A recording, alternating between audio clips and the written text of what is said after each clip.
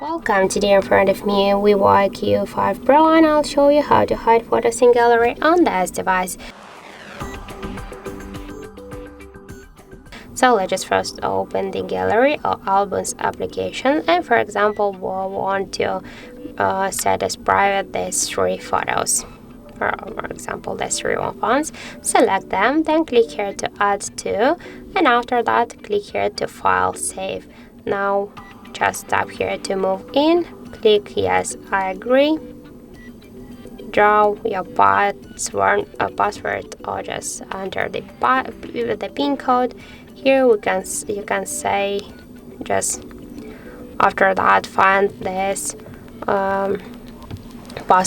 these photos here in settings, and then tap here to the privacy, then tap here to pass. Oh, sorry, no.